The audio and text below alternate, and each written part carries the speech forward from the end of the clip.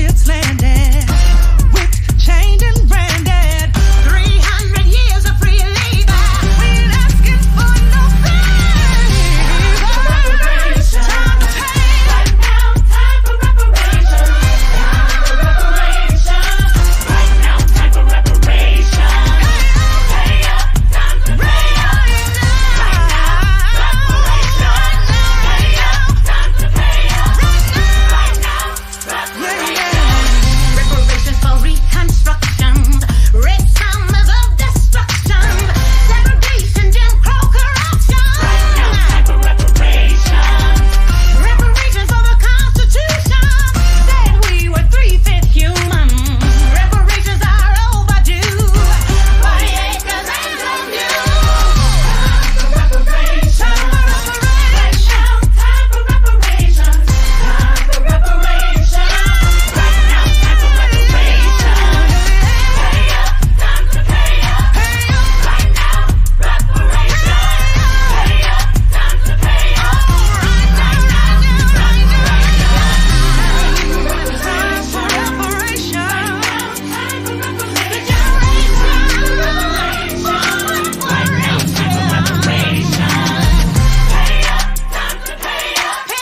Right now, reparations. Pay up, time to pay up. Right now, reparations. Time for reparations. Time for reparations. The generation. Right now, time for reparations. Pay up, time to pay up. Right now, reparations. Pay up, time to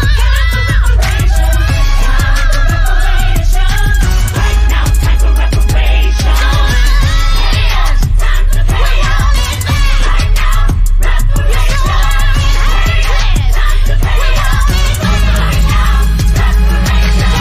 Right now,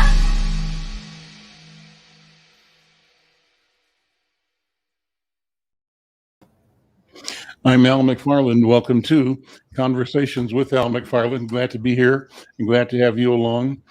Thursday, we have a variety of topics, and I see that one of my colleagues is here. Brother Yusuf and Jeannie, how you doing, man? Very good, brother. Good afternoon. Good afternoon. Good to see you. Others are going to join us. I wanted to take today, though, to sort of talk around the table and get the thoughts and feelings of what's on the mind of my partners in this call. So I'm going to start with you. What things are top of mind in your conversation, analysis of the news, consideration of community right now?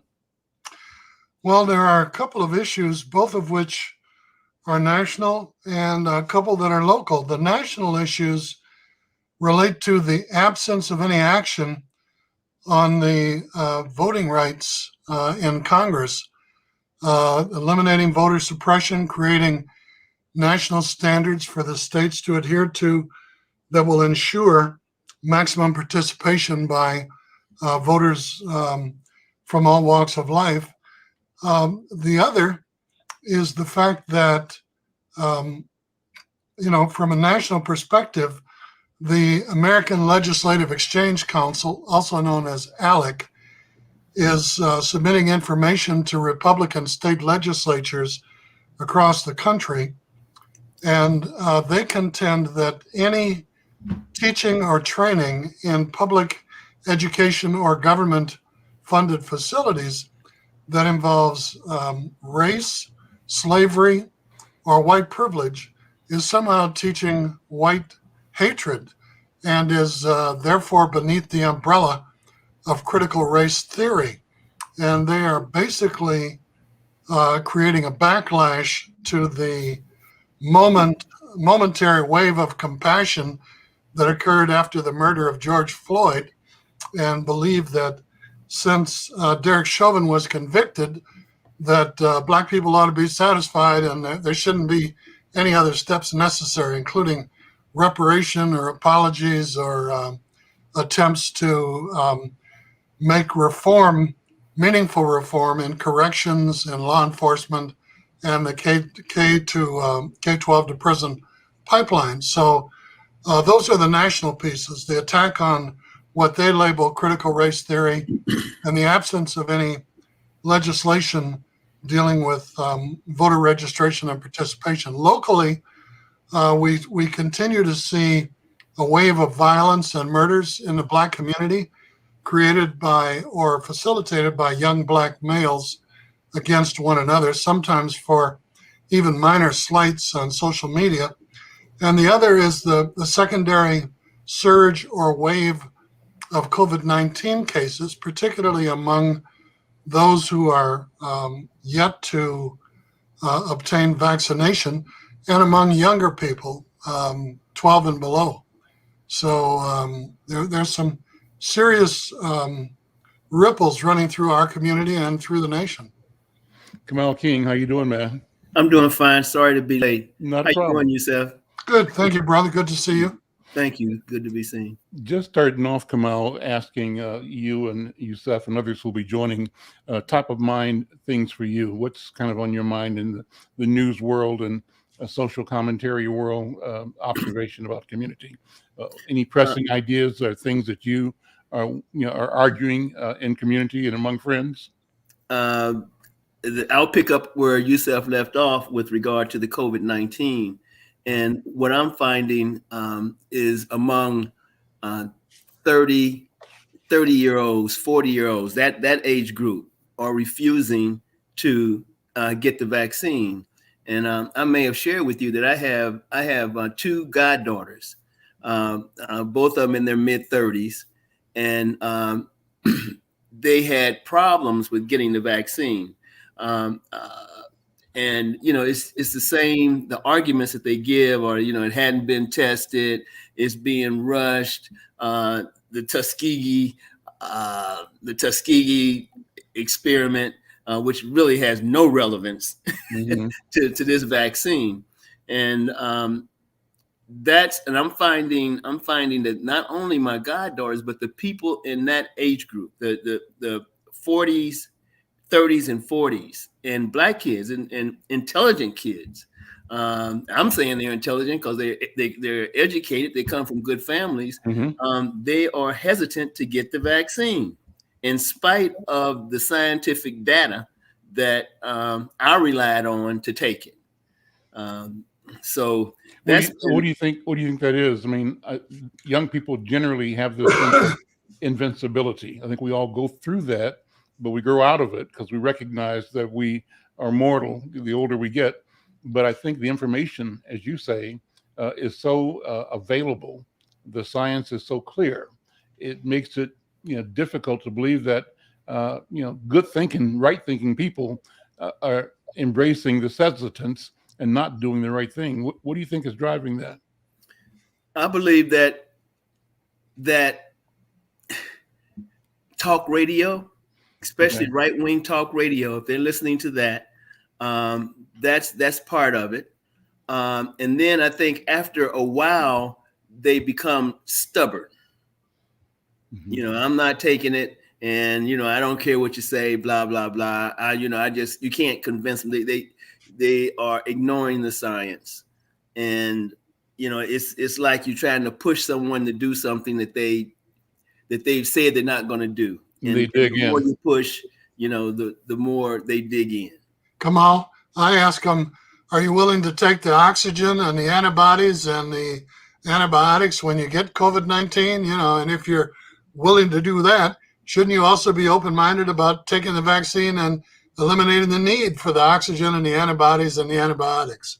Right. Yeah, I tell them, if you don't like, a mask, and you think you're gonna get sick, you're really not gonna like being incubated. But that's been kind of like the top of mind. And then this, I've been kind of keeping up with this infrastructure bill, and it looks like it might get pushed through. So two parts of that. One, 1.2 trillion is what the Senate passed over to the House. And it looks like there'll be some resistance, but ultimately it'll go. And it seems like it'll go because on the heels of it, Biden and the Senate have also recommended a larger $3.5 trillion investment which probably will find greater resistance, but it signals an intent by the administration to listen to the progressives in the House in particular who want massive investment. And they want that sort of in the face of and despite the resistance of obviously the Republicans, but also some of the centrist Democrats who question whether things can be done Well, and with Ted values that Cruz, are not bipartisan. Go ahead, Yusuf. Ted Cruz derailed the issue in the Senate yesterday. Now they're on their recess. Okay. So we'll have to wait until September when they come back to begin the discussion again. And it's sad. You know? Yeah, one of the things that bothered me about the bill is that a lot of the infrastructure they are putting in, they're saying it's going to be a private government-private partnership. So, you may get new roads, but they may be toll roads. Like what's happening here in Georgia, instead of going to public transportation, high-speed trains, they're building lanes on the existing highways, Sure. and then charging you to use those lanes. Yeah. So if the infrastructure bill comes, loaded with toll roads, it's you think you get something, you get something on one hand and they take it on the left. Well, we have the same high HOV lanes, High occupancy vehicle lanes here in Minnesota. And I remember Kamal driving in Atlanta with a rental car, and this is when you not being really understanding what it meant to be in the lane or not. And nothing stopped me from being in the lane, but apparently there's photographs of cameras, right? And I turned my car in, and a month or so later, I got a ticket, right, that I had to pay. So, yeah, they get you. Yeah. So, Yusuf, go ahead and go back to the other two things that you were talking about, this violence issue, young people and violence. Here in North Minneapolis, I think last week, we had a murder on Glendale and Broadway, and then one within hours, I think, or the next day on Glenwood Avenue that council member Ellison suggested might have been associated with the first. There was also an incident, it might have been one of these two, where a child was nearly hit or could have been hit. Then there was an event in South Minneapolis where another life was lost over on Lake Street in Chicago. And it just reinforces this idea that people feel it's very, very, very dangerous to live in our community right now. And the same is happening in St. Paul where you are. I'm in North Minneapolis, but you're in the same situation. And what's the community saying? What's being discussed on the ground level? Well, there's a lot of anxiety, Al, because on the one hand, people can't understand it. Two, you're absolutely right. There's a lot of fear. Anytime people are confronted by the unknown, they're fearful and they tend to retreat.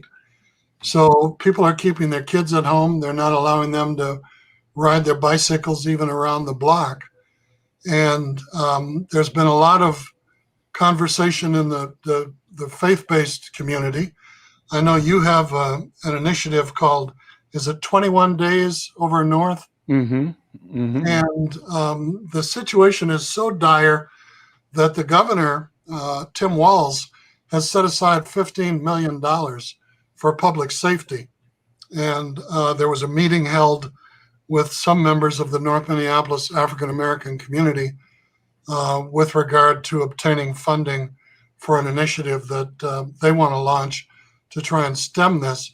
In St. Paul, we have an organization called the Truce Center, TRUCE, that does a lot of work with young people.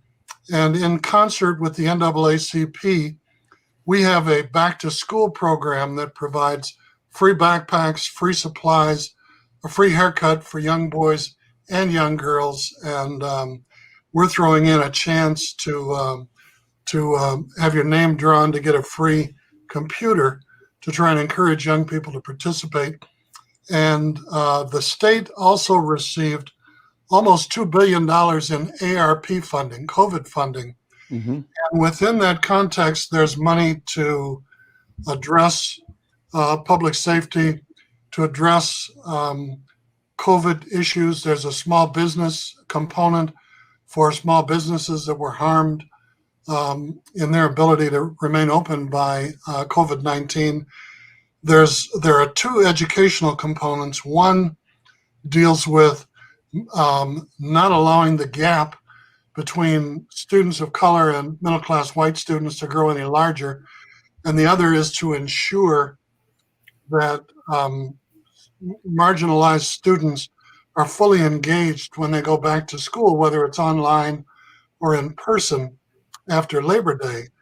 And they've opened this up through the Minnesota Department of Education, the Department of Energy and Economic Development. DEED is the one receiving proposals for small businesses and for economic development.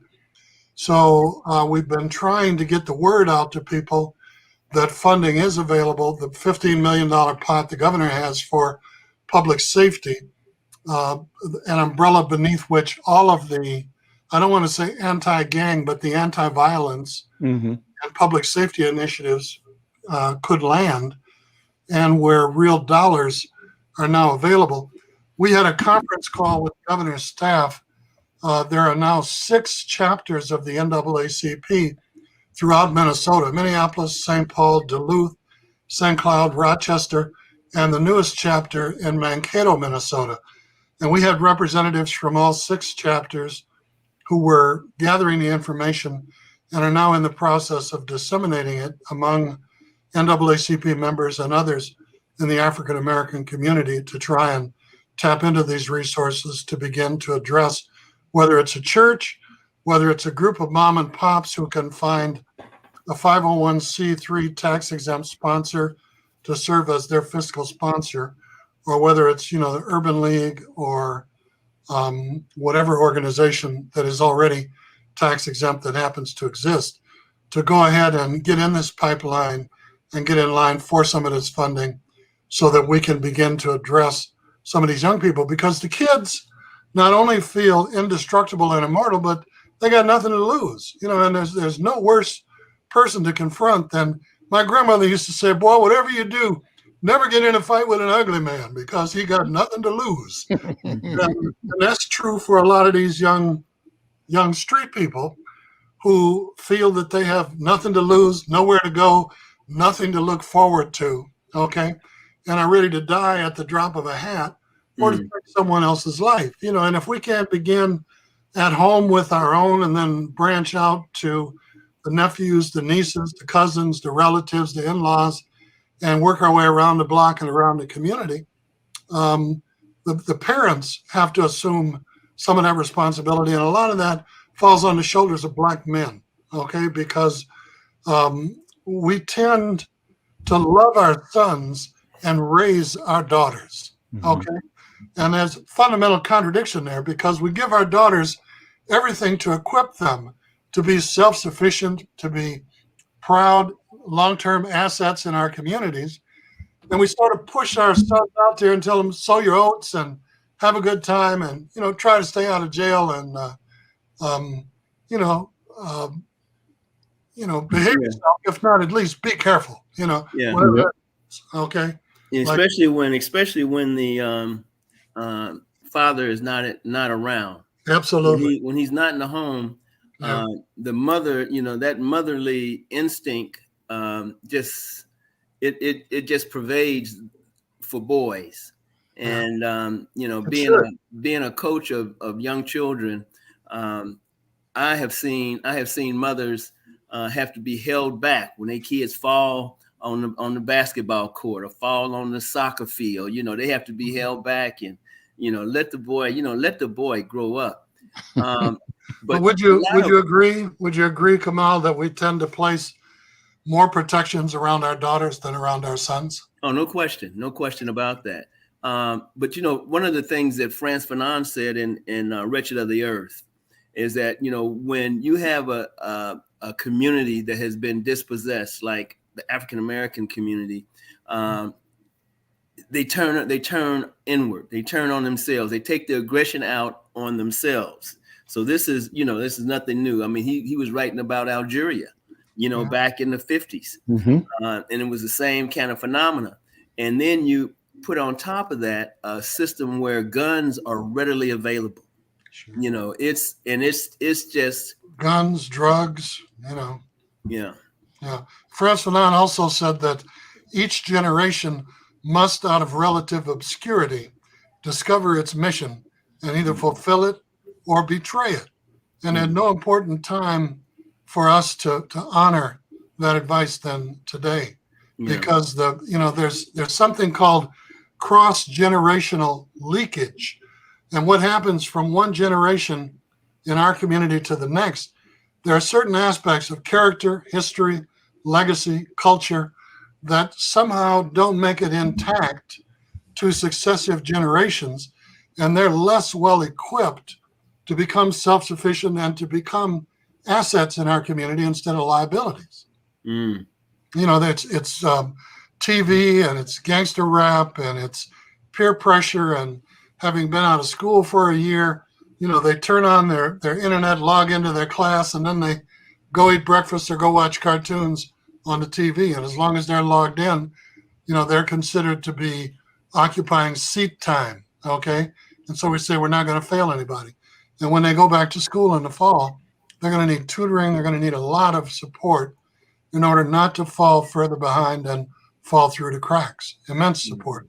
They were in bad enough shape before the pandemic came along. Now, there are a lot of one-way tickets being handed out to correctional facilities, and our kids are going younger and younger, and they're staying longer and longer because they're getting longer sentences, and that's destroying a lot of African-American families. I want to come back to this in a minute, but I noticed that our friend, one of my editors, Carmen Robles, is monitoring the program on Facebook or on YouTube, and she says hi to you, Yusef, number one, and also put in this comment, yikes, and people want guns at the state fair. Background on that. There's a group asking that the open carry laws apply to the Minnesota State Fair. State Fair is coming up in a couple of weeks, goes through Labor Day weekend, Kamal. Hundreds of thousands of people will be at the State Fair. And so one group is asking that they don't make, that they honor the right to carry weapons. What do you think? What do you make of that, Yusef? We get 1 million people every year that go to the Minnesota State Fair. And for the life of me, if you've got law enforcement at the State Fair from the sheriffs and other Ramsey County Sheriff and other law enforcement agencies, why would you need to take your gun to the State Fair to buy a foot-long hot dog and put your kids on the Whirly Whirl or wherever they want to go, or your grandkids? It's totally unnecessary. And they're trying to say that the State Fair and the State Agricultural Department, as a municipality of the state, has no authority to impose a gun ban.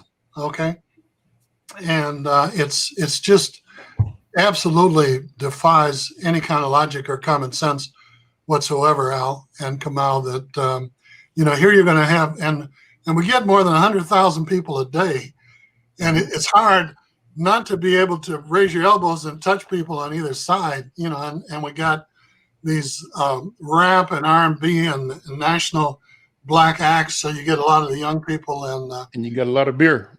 A lot of beer. Yeah. And the last thing we need are for people wandering around with guns, and somebody steps on somebody's toe, and a shouting match becomes a pushing match, becomes a shooting match. And, it's hard not to shoot innocent people if you pull out a gun and start firing, given how compact and dense the crowd is all over the fairgrounds, with 100,000 people there every day. But I hope that the courts prevail and that the lawsuit will be thrown out. They have the advantage of being simple and even to some people sounding correct, but they have the disadvantage of being stupid and absolutely incorrect. So let's hope for the best. They want to put up the metal detectors at the entrance to check people as they come in, employees and visitors, to make sure that they're not carrying long blade knives or any kind of firearms whatsoever. And I think that they should do it. Yeah, because common so sense. and so from this set will meet so and so from that set, and the next thing you know, it'll be guns blazing. Yeah, people spray. Do either of you foresee a time when the Second Amendment will be restricted? I do, and I got it from Dave Chappelle. He said every qualified African American adult needs to go downtown and file for a concealed carry permit right away. And once that happens, they'll quickly review the laws and begin to restrict, gun sales at, what do you call these things where you don't even need your driver's license, or flea markets, the swap meets. Yeah, swap meets, or they have them down at the armory, and they have them at flea markets, and you can buy AK-47s and bump stocks and all kinds of crazy stuff. And I think once all of us get our concealed carry permits, they'll revisit some of those potential restrictions. And I think Dave Chappelle more than a grain of truth in that. It's like D.C. will become a state when it becomes 51% white. So it's kind of like reverse logic.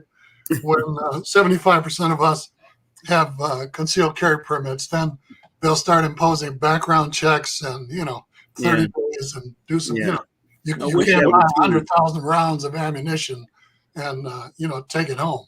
Yeah, I have a son-in-law who's a gun enthusiast, and I went to a gun show with him this past spring.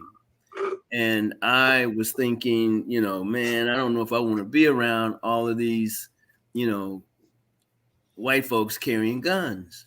And much to my surprise, when I went into the gun show, it was 90% black. 90% black. What age?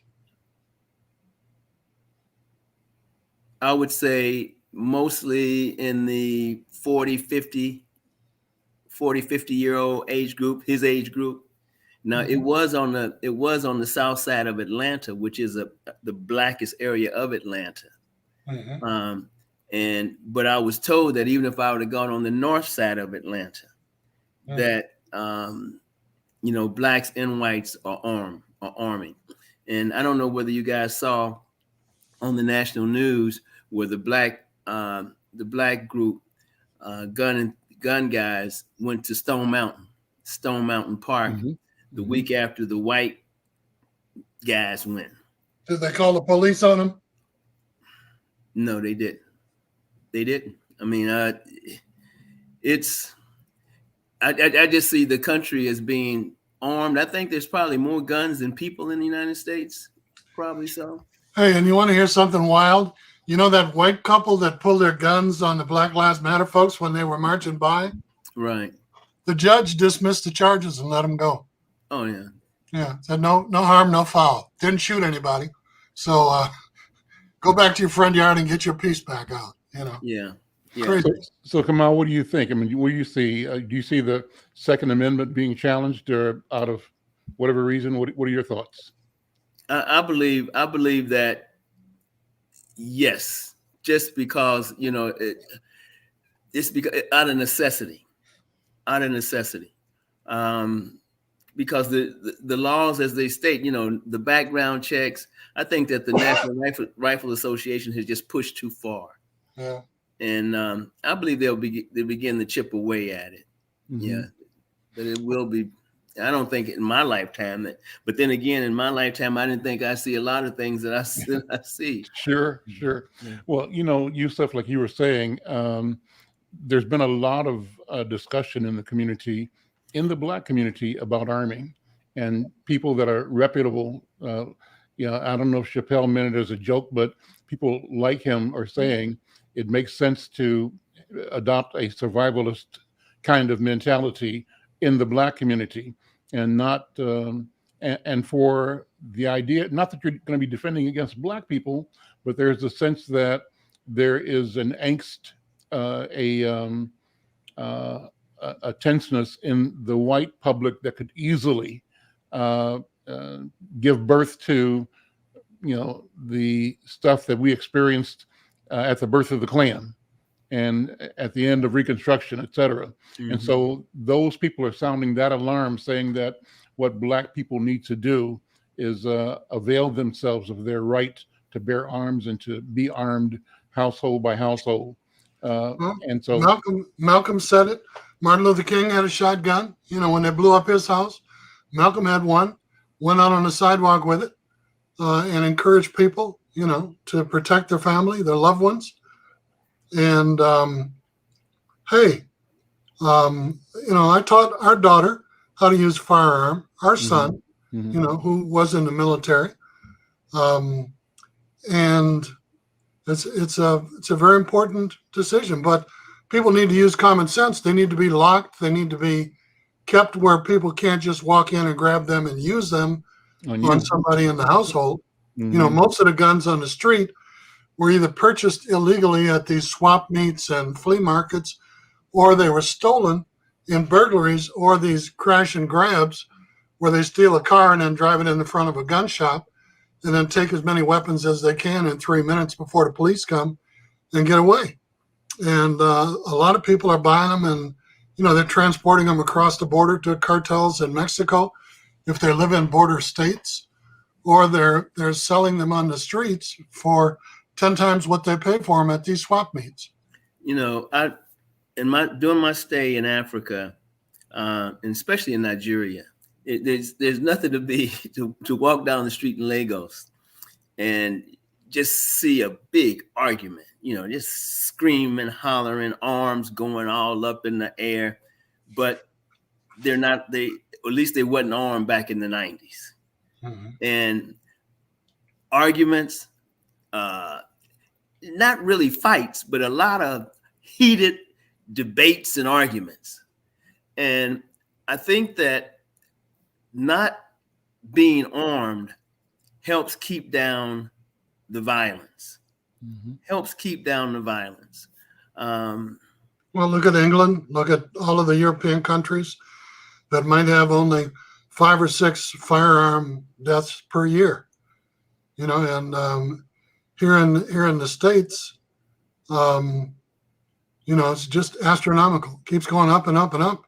And you'd think after all of these public school shootings, these elementary school shootings, Sandy Hook, and that, my God, was it Las Vegas where the guy went up in the hotel room and shot at a country western concert, and they had originally scheduled a rap concert, and something happened, and they had to either cancel or postpone it, and they booked the country western concert in that weekend. But that was supposed to be a rap concert or an R&B, hip hop concert, and this guy, killed, dozens of people from his hotel room, 500 yards away, just aiming it out the window and loading and firing, and had to bump stops and turned his AK-47s into automatic weapons. I think that if they are going to restrict gun purchases, they're going to have to start with the assault rifles, because there's no real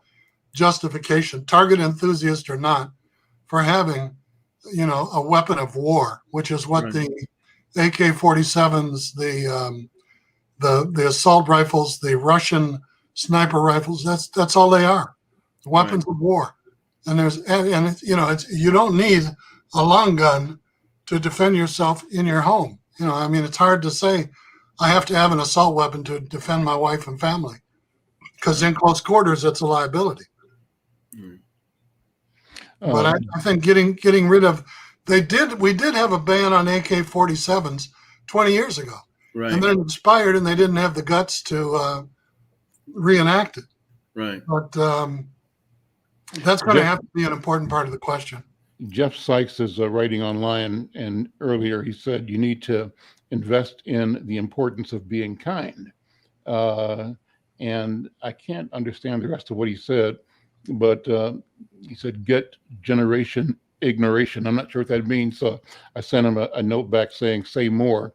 Jeff Sykes, thank you for your comment. And I'm presuming that Jeff Sykes is part of my family. My family is the Sykes family line on my mother's side, and there's a gazillion of us around the country. Jeff, thank you for watching and tuning in, and thank you for the comment. But I'm asking you to join in and explain more what you mean. And so both Yusef, you and Kamal used France Fanon, and Yusef, you ended with this idea of the obligation of generations to prove themselves worthy or to betray the trust that each of us has to experience. I think that's so important a question, and I want us to begin that conversation right now. All of us are the same age. I think we're all about 72 or 73.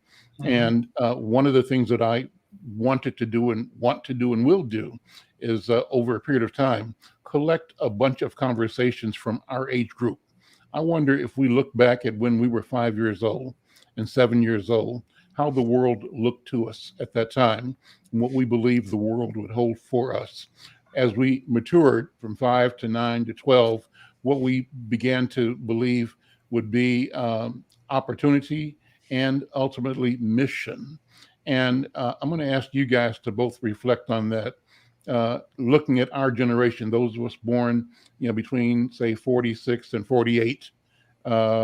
I think that I'm born in 47. That might capture all of us, I think. And so how did the world look to you as a child, Yusef, in your kindergarten and third and fourth grade? What were your dreams? Well, first of all, we grew up in a bubble because of segregation. And all the black lawyers, the black doctors, the dentists, the pharmacists, the insurance salesmen, everybody lived on the block or within a block or two. And segregated housing meant that our community was united. Everybody knew everybody. If you put bottles on a fence and threw rocks at them, somebody's grandma would stick her head out the window, put her hands on her hips and say, "Boy, if you don't cut that mess out, I'm coming out there and whoop your behind. And I'm going to call your mama and your grandmama, and you're going to get another whooping when you go home." And we would say, "Oh, please don't call my mother, my grandmother. The devil made me do it. It'll never happen again. I promise." And we would get on up the alley or on up the street because we were in this protective bubble. And everybody knew everybody. Everybody looked out for everybody. It was truly the extended family. Okay. Now, one of the first heartaches that I had was realizing that not everybody had the same educational opportunities, okay? Because in the fourth grade, we were expected to be on a 12th grade reading level. I went to a black Catholic school, St. Peter Claver, and we had black nuns. And I never had a white teacher until I got into high school. So we had to read Carter G. Woodson, and we had to read Booker T. Washington, and we had to read, serious black history from like the third grade on. As quick as you could read, they started putting them books in our hands, and we had to memorize them. And we recognized that not everybody had the same access to resources as we did, that there were some kids who couldn't read, couldn't write, couldn't spell. We saw poverty firsthand. We were so poor we couldn't afford to go window shopping, but we didn't know it because everybody looked out for everybody. And if you were at your friend's house and it was dinner time, their mama or their grandma said, "Boy, pull up a chair, come and join us," and you ate with them. And if they were at your house, they ate with you. It just meant you got 1/6 of a portion instead of 1/5, but everybody at the table ate. And we had hopes for a brighter future, for families being together. We lived in a duplex. My grandmother and my uncle lived upstairs. We lived downstairs. My father left when I was 2. So my mother worked, she'd leave before the sun came up and come home long after it went down. God bless her. And she devoted her life to us kids, and I owe everything that I am to them black nuns at St. Peter Claver and them black women in the house where I grew up who promised me that I was going to be a credit to the race or I was going to carry a lot of scars. Okay? And if I didn't say yes, ma'am, or no, sir, my grandmother had a hickory stick, and I felt that bad boy on any occasion when I forgot. you know, to say good afternoon, how are you? Yes, ma'am. No, sir. And it's just the way that we were brought up. Today I see senior citizens walk down the street, and if there's a group of young black kids coming, with their pants hanging off their butt, and I got to depart for a minute because a lot of kids think that comes from BET, or that's the gangster style. You know what it's called? It's called sagging. Okay, SAGGIN. Now do it in your mind and ask yourself, what does that spell backwards? SAGGINNIGGAS. Okay. And I spent about 40 years volunteering in the prisons. And when the brother ran out of money in the canteen, they couldn't wear belts because they were afraid they would wrap around their fist or slap somebody with the buckle or wrap it around their neck and, hang themselves. When the brother ran out of money in the canteen, he would pull his pants down, halfway off his butt. And they used to call them choosy lovers. And it meant put a couple dollars in my canteen and, I'll be your slave boy tonight. Okay. And I tell these young people, there's a lot of ex-felons out here in these dark alleys at night. You need to be real careful about where you wear your pants because somebody might get homesick and take advantage of you. But we really came up, protected, sheltered. And when I look back, Frank Alsop, Stuhler, Dolly, all of the elderly people in our community who kept us in line, who taught us, who advised us, who guided us, Harry Davis, a lot of people, man, who refused to allow us to go astray. So everything I am, I owe to those generations who put me on their shoulders and said, go on and get you a good education. And once you get it, bring it right back where you came from and invest it in the Black community. And so, Yusuf means a person seeking wisdom to benefit others. It's from the Yoruba language. And I could not think of a higher honor or service for my life because Dr. King said, and I'll shut up, anybody can be a leader because anybody can be of service to the community. So I have always considered myself a servant leader, and I have considered the people that I worked with my coworkers rather than my subordinates or my betters, and that's the kind of upbringing that I got from Black women in large part and from other Black men who became my surrogate father. And I owe everything that I am or ever was or may be to the character, the legacy, the history, the advice, the guidance, and the counsel that they gave me. And anytime anybody asks me, I try to give it back. I think that's the purest act of love possible. Okay. And I think it's revolutionary. Kamal, go ahead, bro. Well, before you do, think about this, and we'll come back to this, Yusuf. Just so I want you to articulate how then you feel you and we have met the obligation described by Fanon, the obligation of our generation. And Kamal and I grew up about one block from each other. Kamal on 29th Street, Kansas City. Kamal on 29th and me on 28th. And went to school together. So we got a history. But Kamal, how did the world look to you and to me back when we were kids? Well, Yusuf, I could almost say ditto. I could almost say ditto. Same thing. My mom was we were poor. My mother was a seamstress. Couldn't even pay attention, right? She was a seamstress, and like your mom, I remember watching my mother catch a bus before the sun comes up, and then coming home after the sun went down. Yeah. And I remember her a paycheck that she received. I looked at the stub, and this must have been around 1960. So I was probably about 12 years old then, and it was $39. So we didn't have a lot of money, but I was fortunate. I didn't go to the Catholic school, but because of the segregation, I was educated. I was educated with people who came from solid families, like Al. You know, I remember his dad. We called him Big Al. His dad was Big Al, and the Powells, and the Woods, Brenda Lau. Those were solid families that lived right in the neighborhood with me, within blocks of me. So even though I came from a single parent family, I saw what a family could be and should be. And when I went to school, I wasn't segregated out. I went to school with the lawyer's sons, the doctor's sons, and daughters, and got a chance to become very close to them. And so in going to their homes, I got to see what a family should be. I think for me, I thought, and my wife used to get on me, I thought everyone was good. I thought people were basically good.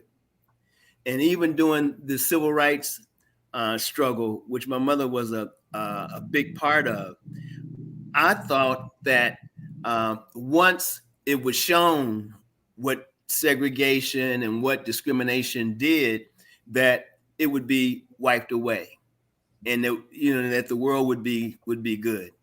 And it was only, I guess, probably after college, and it really probably after law school, when I realized that this is an ongoing battle, that the forces that we face are generational, and they go back centuries,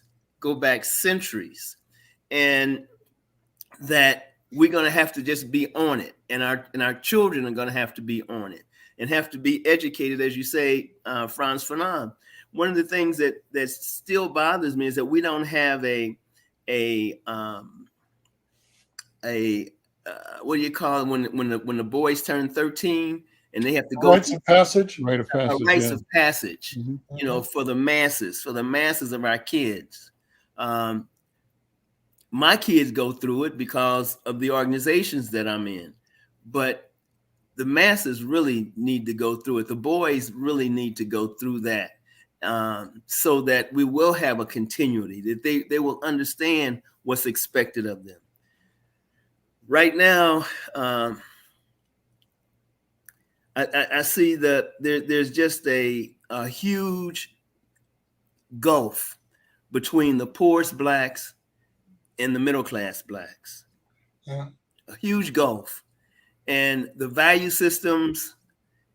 You hear it. When you run into it and you hear the value systems and get over any kind of way you can get over. It's okay to steal, or you see it on TV and in a movie. It's. I don't know how to bridge that gap. But to answer your question now, I grew up thinking that people were good, and that as soon as we got this civil rights struggle won, that life would be great, America would be the greatest thing, And it took me a while. It took me to become a lawyer, and I remember the first time I handled a criminal case, and understood what the criminal justice system was and what it was intended to do. Yeah. And I ended up in jail. Myself and Centwali ended up in jail trying to defend the guy. But the judge just told us, you don't have to do nothing. Just stand there. We'll dispense justice.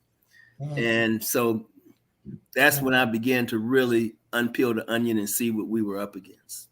Kamal, did you go to Atlanta when we were in 6th grade for the NAACP annual convention? Because we went down there, Bernard and Burnell and I. Yeah, I remember you guys went. Kansas City went down for the youth convention.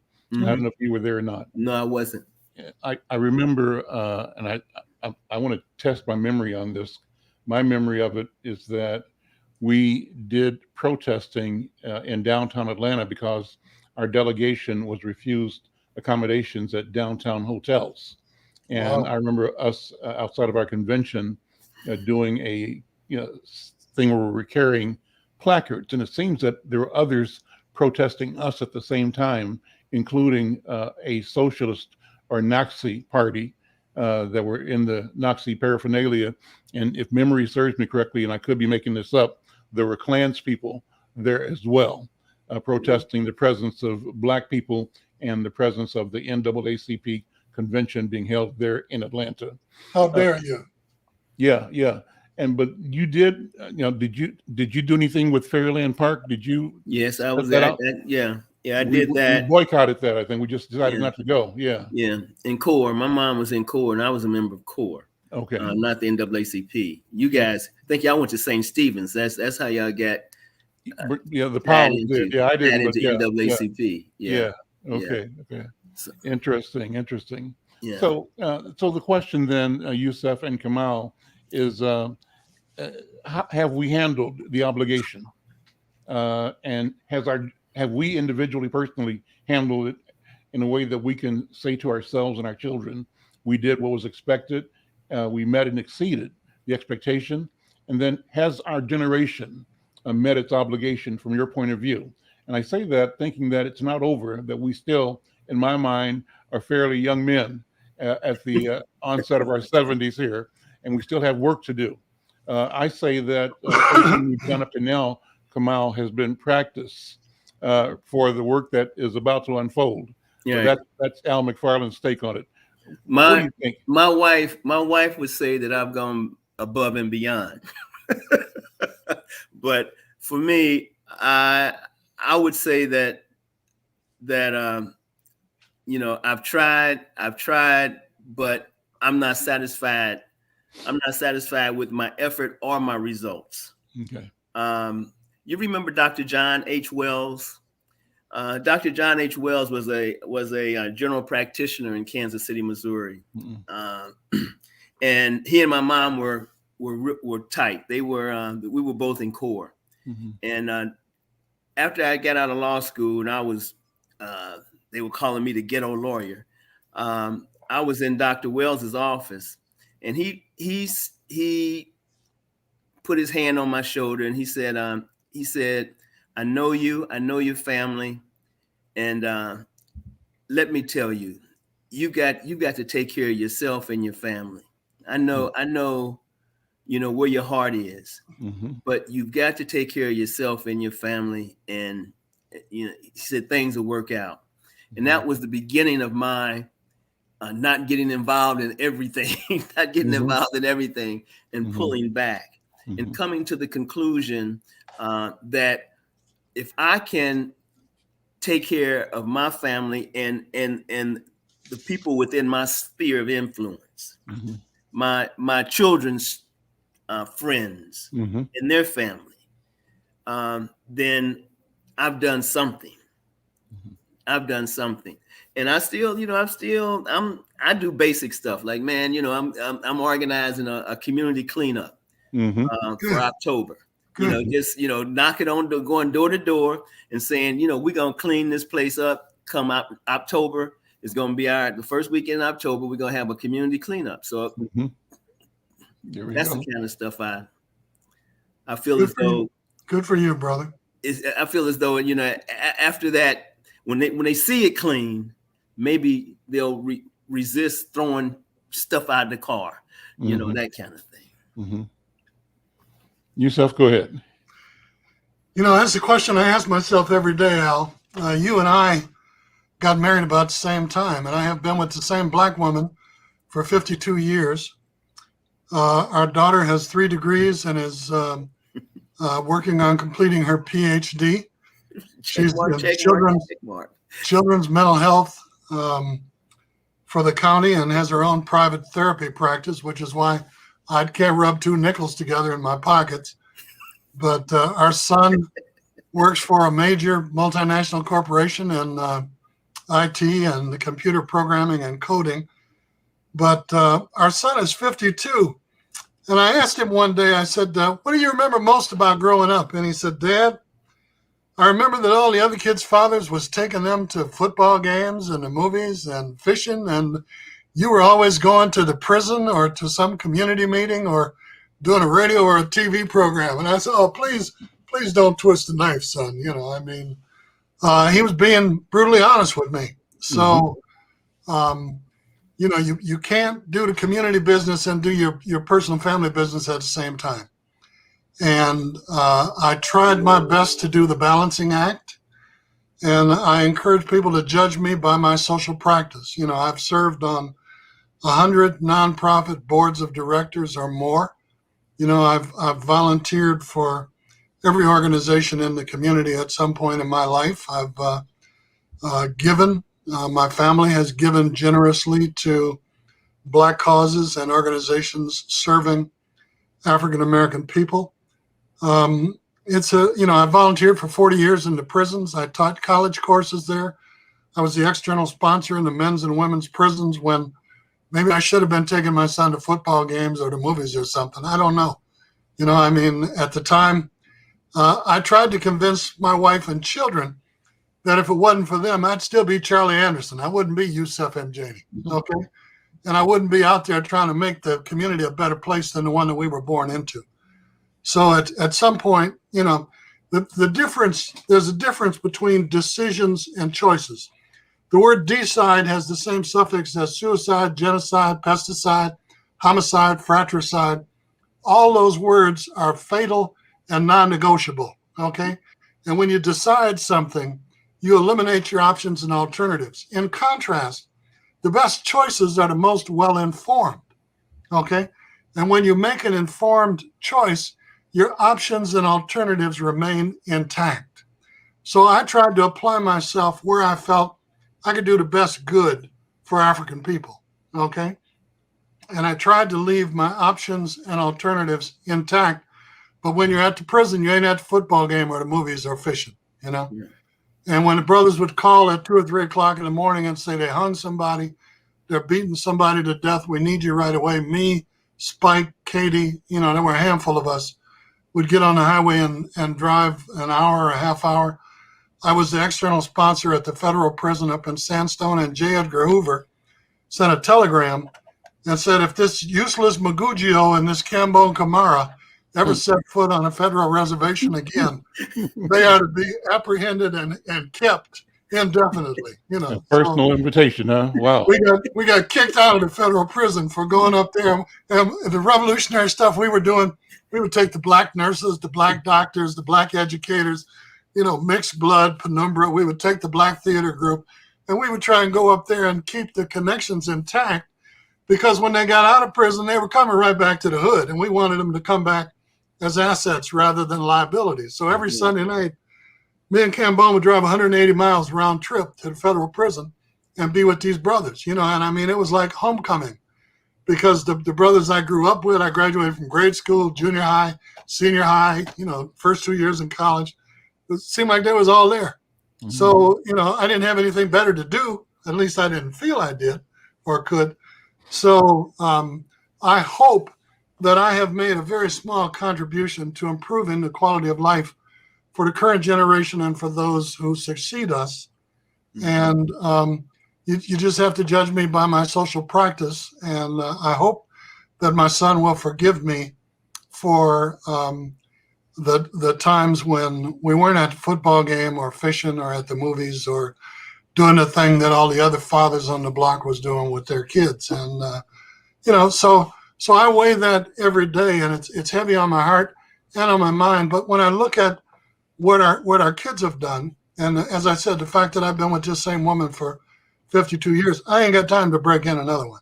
Okay. So I'm going to be here for a while, and I'm going to do my best. But that's all. You know, people say, what are you doing? You know, I say my very best. That's all I can do. My very best. Wherever I'm at, whatever I'm doing, do my very best. And, you know, hope it makes somebody else's life just a little bit brighter, including my own. Because, you know, I benefited from it. It was personally rewarding. And as I said, I didn't have anything better to do. Okay. This has been a wonderful 1-hour conversation. Brothers, I thank you so very much for the candor and for the vision and for the storytelling, creating the narrative. I'm Al McFarlane. This is Conversations with Al McFarlane. We'll see you next time. Thank you, Al. Be safe, Kamal. Thank you. Same to you. Man, me and you yourself, I think we're twins. I think, yeah, we're twins, man. I said, man. Brothers by another mother. Exactly. Look forward to seeing you. And Al, we're triplets. We're triplets. Let's hear some sounds. Sounds of blackness. And I'm waiting on Kelvin to fire the music up. So Kelvin, if you're there, that's your cue. Whatever you choose, Calvin. All right, guys. So what happens sometimes is that young Kelvin Curia, who does engineering, his equipment will either freeze up on him or something like that. Mm-hmm. So that's where we are now. But listen, let's just sign off, and we'll see you next time. Okay. Okay. Look forward to it. All right. Take care. Take care, brother. Bye-bye.